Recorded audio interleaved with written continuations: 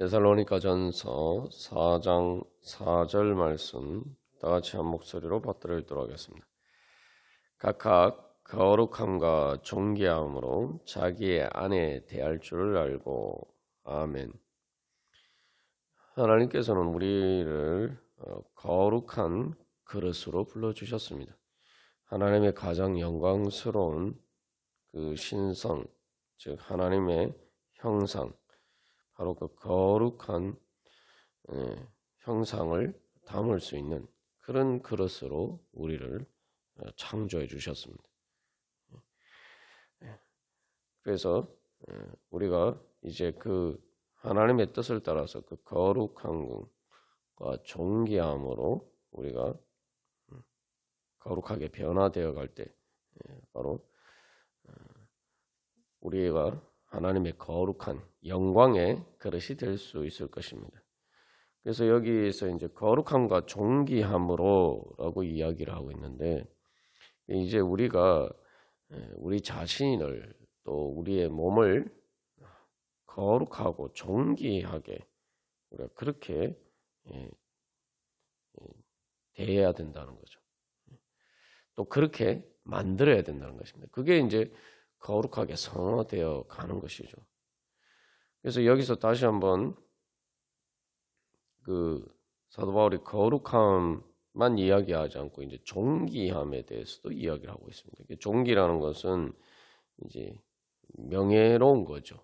그 영광스러운 것입니다. 그래서 말 그대로 그 존중받는 것. 그래서 이 존귀라는 말은 그 가치를 인정받는 것입니다.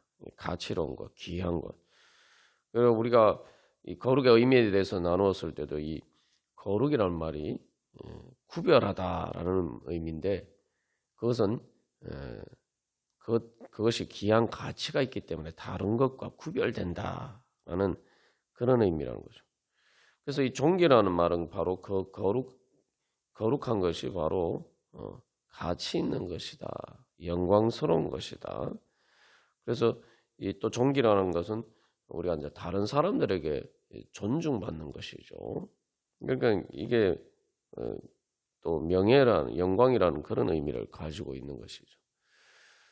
그래서 이것은 말 그대로 영광이 스러운 것이고 하나님의 영광이 빛나는 것입니다. 우리가 이제 바로 그런 하나님의 영광으로 빛나는 그런 귀한 존재로 주님께서 우리를 불러주신 것처럼 또 우리도 그 부르심을 따라서 우리를 또 다른 사람들을 또 그렇게 대해야 된다는 거죠. 그래서 이 피조물들 가운데서 특별히 하나님께서 사람에게 하나님의 형상으로 만들어 주신 것이 바로 그 존귀함이죠. 그래서 우리가 다른 피조물들과 사람이 다른 피조물들과 구별되는 존귀한 것은 바로 하나님의 형상을 가지고 있기 때문에 그게 바로 거룩함이죠. 이제 하나님께서 우리를 그렇게 만들어 주신 것처럼 이제 있는데 인간이 타락함으로써 바로 그 하나님의 거룩함과 존귀함을 스스로 버렸단 말이죠. 그러나 예수 그리스도께서 다시 우리를 불러주셔서 마치 그 부정하게 된 그릇과 같은 우리를 이제 예수 그리스도의 보혈로 정결하게 씻겨주시고 또 거룩한 성령으로 그 하나님의 임재로 우리를 채워주셔서 우리를 다시 그러한 거룩한 그릇에서 영광의 그릇으로 불러주셨습니다. 사도 바울은 그것을 이제 로마서 9장에서 우리가 진노의 그릇이 되었는데 하나님의 긍휼을 받아서 하나님께서 우리를 불쌍히 여기셔서 우리를 다시 영광의 그릇으로 만들어 주셨음을 이야기를 하고 있어요.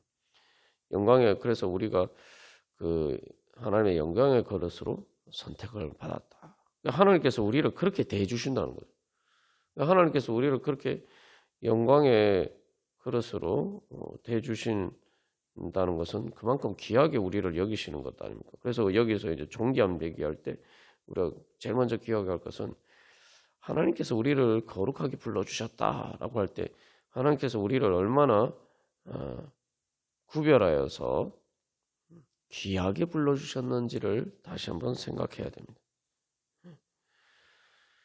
예수 그리스도의 생명까지 아끼지 않고 우리에게 주셨다. 그것은 무엇을 의미합니까? 바로 우리를 그렇게 귀하고 거룩하게 불러주셨다는 거죠. 그렇게 우리를 존귀하게 불러주셨다는 거죠. 그래서 우리를 거룩한 하나님의 자녀로 불러주신 거예요. 그거보다 더 큰 영광이 어디 있겠습니까? 그래서 그 하나님의 자녀가 되는 하나님 나라의 상속자가 되는 하나님 아버지의 상속자가 되는 그래서 예수 그리스도와 같은 그러한 영광의 자리 우리가 하나님의 자녀로서의 그 영광의 자리에 불러주셨다. 그래서 3장 13절에서도 예수님께서 그의 모든 성도와 함께 강림하신다라고 이야기하죠. 그래서 예수 그리스도의 그 영광이 하나님 나라의 영광에 참여할 수 있는 게 있도록 우리를 불러주셨으니 얼마나 우리가 귀한 것으로 하나님께 부르심을 받았습니다. 또 하나님께서 우리를 얼마나 귀하게 대해주시는 거예요. 말 그대로 특별하게 귀하게 우리를 대해주신 것이죠. 그래서 그런 의미에서 하나님께서 우리를 귀하게 대해주신 것처럼 우리도 우리 자신을 그렇게 귀하게 대우해야 된다는 거죠. 우리가 거룩하게 변화되는 것, 하나님의 뜻을 따르는 것이 우리를 가장 귀하게 만드는 것입니다. 내 자신을 귀하게 여겨야 돼요. 그래서 하나님을 사랑하고 이웃을 사랑한다라고 할 때에 제일 먼저 기억할 것은 하나님을 사랑하는 것은 하나님의 거룩하심을 따르는 것이 바로 우리 자신을 가장 사랑하는 것이란 말이죠. 왜냐하면 하나님의 뜻이 우리의 거룩함이다라고 얘기했을 때는 그 말 그대로 하나님이 우리를 오게 원하시는 것이 우리에게 가장 큰 귀한 축복을 주시고 우리를 가장 귀하게 부르셨다는 거죠. 그렇게 우리를 사랑하셨단 말이죠. 그러니까 우리가 하나님을 사랑하고 하나님의 뜻을 따른다는 것은 내 자신을 가장 사랑하는 거예요. 내 자신을 가장 존귀하게 만드는 것이죠. 그래서 사도 바울은 이 엄난을 버리라고 이야기하면서 이제 각각 거룩함과 존귀함으로 자기의 그릇을 얻어라 이렇게 이야기를 하고 있습니다. 그래서 이 원문 그대로 번역하면은 이제 문자 그대로 번역하면 이 4절은 우리가 어제 나눈 것처럼 각각 거룩함과 존귀함으로 자기 자신의 그릇을 대하라, 가져라, 얻어라 이라는 말이에요. 기본적으로 뭔가를 우리가 무슨 물건을 획득하듯이 얻는다는 기본적인 의미를 가지고 있습니다. 그래서 각각 거룩함과 존귀함으로 자기 자신의 그릇을 얻어라 이렇게 이야기를 하고 있는 거예요. 그래서 이제 그 그릇이 뭐냐라고 이야기할 때 그게 뭐 몸이다 또 그다음에 이게 좀 그래서 몸이다라고 해서 가장 이제 좀 큰 넓은 범위에서 그렇게 해석하기도 하고 그리고 그것은 또 이제 앞에 이제 음란을 버리는 것과 직접 관련돼 있죠. 사도 바울이 음행은 자기 몸에 대해서 죄를 범하는 것이다라고 이야기했단 말이죠. 그러니까 자기 몸에 대해서 죄를 범하는 거예요. 자기 몸에 대해서 죄를 범한다는 것은 자기 몸을 하찮게 여기고 더럽히고 망하게 하는 것이다라는 거죠. 거룩함과 존귀함으로 대한다는 것은 귀하게 대하는 것인데 음란은 그것과 정반대란 말이죠. 우리가 생각할 때는 이 몸의 음란의 음과 음행은 그 육신의 정욕을 따르기 때문에 그것을 말 그대로 몸의 욕구를 따른다 이렇게 생각하지만 사실은 이제 그것은 이제 몸에 대해서 죄를 짓는, 그러니까 오히려 몸을 망치는 것이다. 그렇게 이야기를 하고 있습니다. 그래서 그 음행은 사실은 몸의 욕구를 따르는 것처럼 보이지만, 그러나 이 몸을 잘못 사용하는 그러한 죄악의 정욕을 따르는 것이. 우리가 자꾸 거기서 착각을 하는데, 이게 뭐 음란뿐만 아니라 이 몸과 관련된 여러 가지 문제들을 보면은 실제로 몸이 원하는 게 아니에요. 예를 들면은 술을 마신다거나 담배를 핀다거나 이런 것도 보면은 몸은 싫어해요. 몸은 고통스러워하네. 담배를 피우면 폐가 고통스러워하고, 술을 마시면은 간이나 뭐 이런 몸의 장기들이 혹사당하고. 가만 보면은 의학적으로 우리가 보면은 이 그러한 행동들이 뭐 음행도 이제 뭐 성병과 같이 그런 문제들도 발생시키는 거죠. 이 가만 보면은 몸은 그걸 원하는 게 아니에요. 몸은 그걸 고통스러워하고 한단 말이죠. 근데 우리는 자꾸 그 몸이 원한다 이렇게 착각하도록 이게 그 왜곡이 되는 거예요. 그 거짓에 속아서 자꾸 그걸 따르는 거죠. 그러니까 이게 사실은 몸이 아니라 그 몸을 망가뜨리는 죄의 정욕을 따르는 것이라는 거죠. 그러니까 오히려 몸을 천대하고, 그래서 몸을 말 그대로 몸을 망가뜨리는 거죠. 몸을 더럽히고. 그래서 음행은 오히려 몸을 쓰레기처럼 취급하는 거예요. 그래서 음행은 몸을 쓰레기처럼 버리는 것이고, 그렇기 때문에 몸을 귀하게 대하기 위해서는 그것을 오히려 버려야 된다. 음란을 버려야 된다.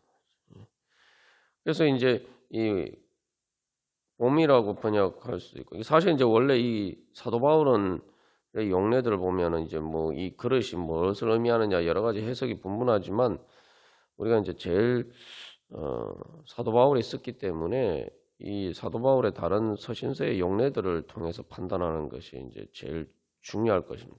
사도 바울은 주로 이 그릇이라는 표현을 사람을 이야기를 할 때 이것을 쓴단 말이죠. 또 하나님의 성전을, 몸을 또 하나님의 성전으로 표현하고 있어요. 그래서 사실 이제 아내라는 이 용례는 사실은 이 은유적인 표현인데, 이것은 이제 그 데살로니가 교회 성도들이 같은 이방인들이 쓰는 표현이 아니라 이게 주로 유대인들이 쓰던 그런 은유적인 표현이기 때문에 사도 바울이 뭐 여기서 굳이 아내라고 이야기할 수 있는데 이런 표현을 썼다고 보기는 어렵습니다. 조금 더 넓은 의미에서 그래서 사람, 그래서 하나님의 성령에 담는 거룩한 그릇으로의 몸을 의미한다고 보는 것이 더 적절하고, 그래서 오늘날 많은 이제 번역본들, 최근에 번역한 이제 한글 번역에서 성서공회에서 번역한 새한글 성경에서도 몸으로 이제 번역을 하고 있습니다. 이 중요한 것은, 그래서 여기서 사도 바울은 우리의 몸을 하나님의 거룩한 성전이다라고 이야기하고 있어요. 그래서 그것은 이제 하나님의 피조물이고, 그래서 우리가 하나님의 형상대로 창조함을 받아서 우리 어제 나눈 것처럼 창세기 2장에서 하나님이 사람을 창조하실 때에 그 흙으로 만드신 이 육신에 하나님의 호흡을 불어넣으셔서 바로 하나님의 형상으로 만드셨다는 거죠. 그러니까 하나님의 성령을 따라서 하나님의 하나님의 형상인 그 영을 가진 그 하나님의 거룩한 영광을 가진 그러한 담은 존재가 바로 인간이다. 바로 그런 관점에서 이해를 하는 거죠. 그것을 하나님이 그렇게 우리를 창조하신 대로 그렇게 잘 거룩함과 존귀함으로 잘 그거를 간수하라, 그런 의미입니다. 그래서 이것을 이제 번역할 때 대한다는 것을 간수하다 이런 식으로 이제 번역을 하게 됩니다. 그래서 이제 거기에서 조금 더 이제 좁게 의미를 하면은 이제 이 성적인 문제와도 이제 관련이 된다고 볼 수 있고, 또 뭐 이 번역처럼 아내로 번역하는 것도 어떻게 보면은 내가 그 몸을 통해서 어떻게 그 음행을 하지 않고 이제 예, 말 그대로 거룩한 사랑으로 또 존귀한 그 대상으로 그 여자를 대하는 것을 볼 때, 그러면은 이제 그걸 또 아내라고 이야기할 수 있죠. 그래서 이제 뭐 음행은 사실은 우리가 앞에서도 나눈 것처럼 사랑한다고 하지만 책임을 지지 않는 거죠.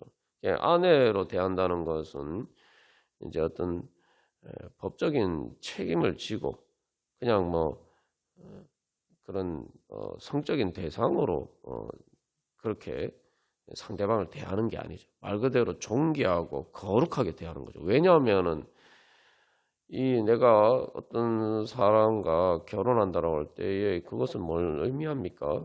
수많은 사람 중에, 지구상에 수많은 사람이 있지만 그 중에 유일하게 한 사람, 유일한 한 사람. 그래서 우리가 마치 한 분 하나님을 섬기는 것처럼 이렇게 유일한 한 사람으로서 가장 이 다른 모든 사람과 구별되는, 그게 이제 거룩의 의미죠. 거룩이라는 게 기본적으로 구별된다는 의미를 가지고 있기 때문이죠. 그래서 그렇게 다른 사람과 구별해서 내가 나에게 가장 귀한 유일한 사람으로 존귀하게 대하는 거죠. 그러니까 이 여기서 이제 원래 대한다라고 번역된 말은 문자 그대로 하면 이제 기본적으로 이 동사는 얻는다는 의미예요. 얻는다. 그래서 사실은 아내를 대한다는 의미보다 이게 사실은 이제 결혼한다, 아내를 얻는다, 아내로 번역해도 아내를 얻는다는 게 기본적인 의미예요. 그래서 아내를 얻는다는 게 결혼한다는 그런 의미죠. 그래서 말 그대로 그렇게 음행을 따라서 그냥 성적인 욕구를 따라서 어떤 그 상대방을 대하는 것이 아니라 말 그대로 자기의 아내로서 대하는 것. 그래서 그렇게 대하는 것은 바로 귀하게 대하는 거죠. 말 그대로 존귀하게, 나한테 유일한 한 사람으로서 그렇게 대하는 거죠. 그래서 결혼식 때 그 신부는 영광스러운 존재가 되는 거예요. 그러니까 그게 이제 우리가 어린 양의 혼인 잔치에도 교회를 신부에 비유하는 것도 바로 그런 겁니다. 그런 특별한 사랑, 유일한 그 배타적인 사랑을 받는, 그래서 귀하게 대우받는 것. 그게 이제 그래서 어떤 성적인 대상이 아니라 정말 그런 사랑의 진정한 사랑의 대상, 내 목적으로 그렇게 대하는 것. 그게 바로 존귀하게 대하는 거죠. 그래서 사람을 대할 때 그렇게 뭐 바로 그런 식으로 우리가 인격적인 관계를 가지고 할, 그렇게 사랑해야 된다는 거죠. 그런 의미에서 이제 말 그대로 이제 아내로 이렇게 대한다는 거죠. 그런 의미에서 보면 이제 근데 이제 그래서 그게 뭐 과거에는 주로 이제 남자에게 그런 문제, 음행이라는 게 남자에게 뭐 문제됐습니다만 사실은 뭐 과거에도 뭐 남자에게만 문제된 게 아니죠. 이게 여자에게도 문제됐다는 걸 보면은 그 음행과 관련해서도 사실은 이제 이것을 범위를 넓혀서 이것을 몸으로 번역하면은 뭐 남자 여자에게 다 적용될 수 있는 문제죠. 어쨌든 중요한 것은 이 아내로 번역해도 그것은 이제 그런 또 의미를 가지고 있고 또 그것이 결국 이제 자기의 몸을 거룩함과 존귀함으로 대한다는 의미의 이제 확장으로 보면은 우리가 그 의미를 이해할 수 있습니다. 그래서 이제 번역에서 이제 여러 가지 견해가 갈리지만 결국은 그런 관점에서 보면은 우리가 이 말씀에 통해서 사도 바울이 이야기하고자 하는 바를 잘 알 수가 있죠. 또 이것을 통해서 하나님께서 우리에게 주시는 그 의미를 잘 알 수가 있습니다. 그래서 우리가 오늘도 주님 앞에 또 기도하면서 나아갈 때 늘 기억해야 돼. 하나님이 나를 얼마나 거룩하고 존귀하게 불러주셨는가. 사실 하나님의 뜻이 바로 그것이고, 그래서 그 하나님의 뜻을 믿고, 그러면 내가 어떻게 하면은 하나님이 나를 그렇게 대하신 것처럼 내가 또 내 자신을 또 다른 사람을 그렇게 거룩하고 존귀하게 대할 것인가. 그래서 하나님이 우리를 그렇게 대하신 것처럼 또 우리도 우리 자신과 또 다른 사람들을 그렇게 대하면은 바로 그것을 통해서 우리 하나님의 뜻을 따라서 우리 자신도 마찬가지고 또 다른 사람들도 마찬가지고 그렇게 우리 자신을 또 존귀하게 만들고 또 다른 사람들도 존귀하게 만들고 그렇게 되면 어떻게 보면 그래서 하나님의 영광 가운데서 하나님의 우리가 거룩하게 변화되어서 바로 하나님의 그 영광으로 나도 영광스럽게 되고 또 다른 사람들도 영광스럽게 되고 서로가 영광스럽게 만들고 그것을 통해서 또 우리가 하나님께 영광 돌려드리고 또한 우리도 하나님과 함께 영광스럽게 될 것입니다. 우리가 그렇게 소망을 가지고 오늘도 거룩하고 존귀한 그런 이렇게 존재로 살아가고 또 그렇게 변화되어 가고 길을 간절히 소망하면서 우리 함께 기도하겠습니다.